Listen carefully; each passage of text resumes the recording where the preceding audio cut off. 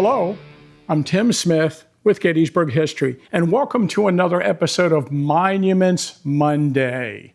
And you might know that we're filming indoor today because there is a serious downpour outside right at this moment. Today, I wanted to talk a little bit about the 58th New York Infantry. And they have a monument here, not far from where I'm sitting right now, on Howard Avenue, near Barlow's Knoll. And the unit at the Battle of Gettysburg was commanded by Lieutenant Colonel August Otto. And one thing right away I wanted to mention was that the monument, according to the dedication remarks given on July 2nd, 1888, was dedicated on that day. But as you know, I like to do, looking through our local newspaper and looking through newspapers in New York and across the country, I could not find any evidence that members of this unit actually came to Gettysburg on that day and dedicated the monument on that day. Quite possibly, since this was the 25th anniversary of the Battle of Gettysburg, that, this July 1st, 1888 may have been a very, very busy day. And like I say, during those 3 days of July, there were a lot of things going on. Sickles and Longstreet both visited the battlefield that day. And oddly enough, in our newspaper, they have a little paragraph on every single monument dedication that occurred that anniversary week, and I was unable to find mention of the 58th in attendance. So if anybody has any thoughts about that, go ahead and put them in the comments in the description down there. The 58th Regiment of New York was composed almost entirely of men of foreign birth. Various nationalities were represented in the organization. It was composed of Poles, Germans, Danes, Italians, Russians, and Frenchmen, most of whom were recruited in New York City. It was actually an organization that consolidated many groups of people that were volunteering their services for the Army. In August of 1861, Colonel Vladimir Szyrzanowski, a Polish officer who had seen service in the Polish War, was given authorization by Simon Cameron, the Secretary of War, to raise a Polish unit in Washington, D.C. He organized about 400 men. But in the end, the Polish Legion was put together with other organizations that had been raised in the summer of 1861. In October 1862, they were consolidated into the 58th New York, and Colonel Szyrzanowski was commissioned colonel. In 1862, they saw their first action in the Shenandoah Valley at the Battle of Cross Keys. They actually were then placed under the command of Franz Sigel and served with the Army of the Potomac, for many months prior to the battle. At the time of the Battle of Gettysburg, they numbered 11 officers and 211 enlisted men, so about 222 men. During the night before the battle, while they're stationed near Emmitsburg, Captain Emil Koenig was ordered to take 100 men and make a reconnaissance into Frederick County south of Emmitsburg towards Kriegerstown, where there was word that a Confederate cavalry unit was trying to get into the Union rear. This turned out not to be the case. They returned to Emmitsburg, where they found the camp of the 11th Army Corps empty. They had marched to Gettysburg. Koenig picked up 100 other men or so that were on skirmish duty from his regiment, and they started towards Gettysburg. But they did not arrive here until about 3:30 in the afternoon. Two companies of the 58th actually stayed with Schur's division and actually arrived in Gettysburg on July 1st. And those 2 companies of men were in line behind the rest of what was then Czerniawski's brigade, or Czerniawski or Krysanowski, I'm not sure how to pronounce it.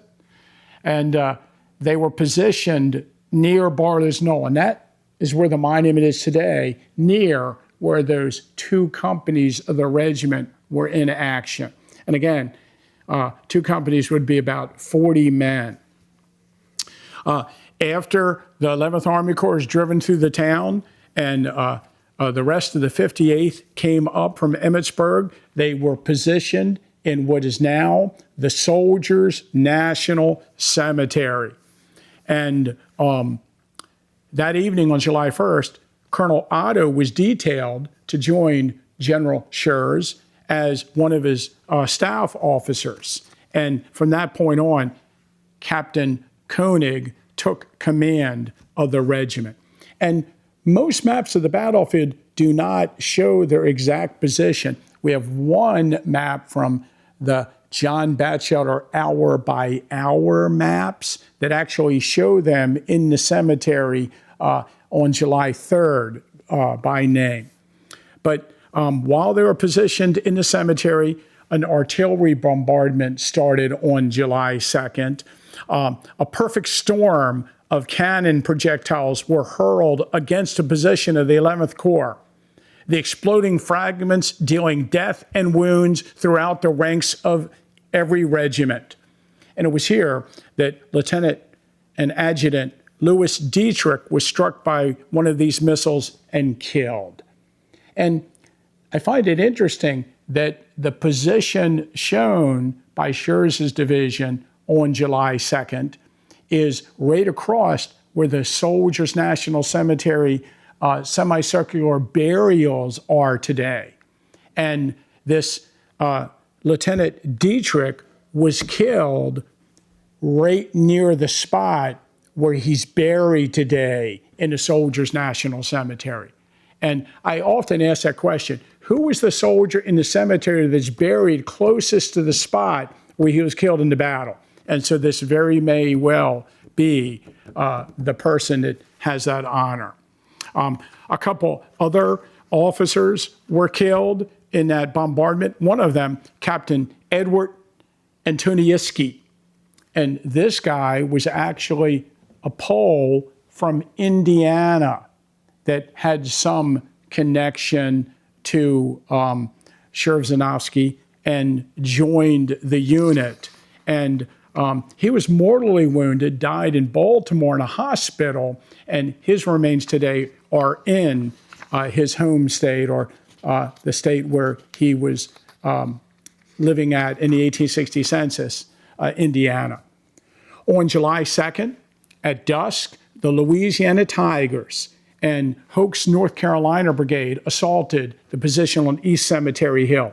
Led by General Schurz in person, the 58th and the 119th New Yorks hastened to the rescue of the artillery, but the assailants were repulsed without their assistance.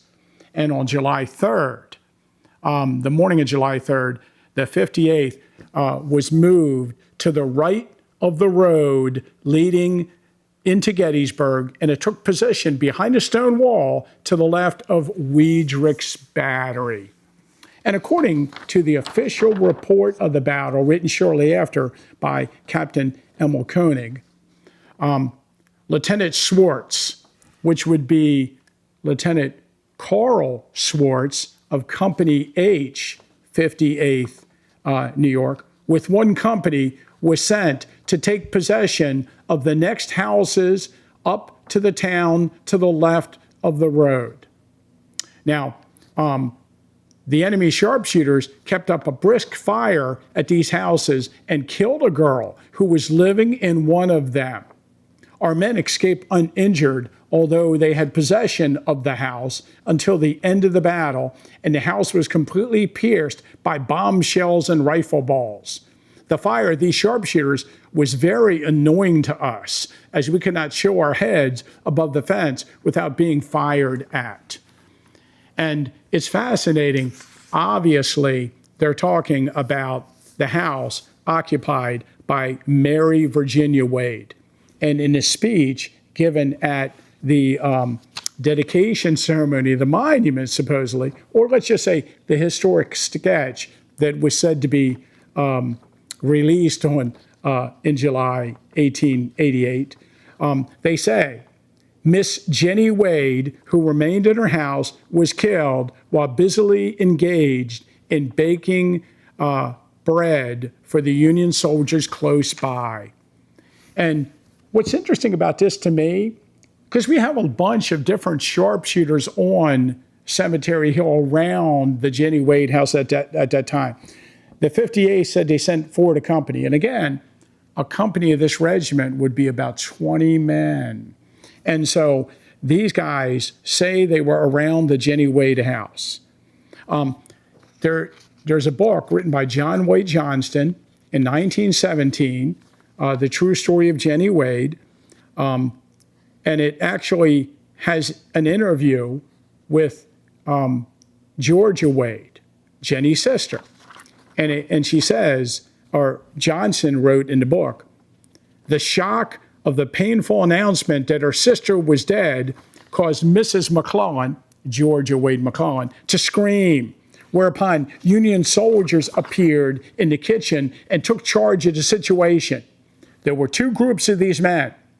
One group composed of New York German soldiers. Hearing the cries of distress, broke open the north door of the house in which the fatal bullet had passed through just a few minutes before, or a few seconds before.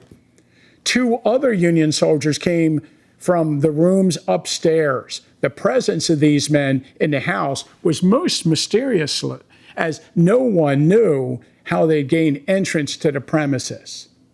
So she does, in this account, mention New York Germans. And of course, the 58th New York were New York Germans.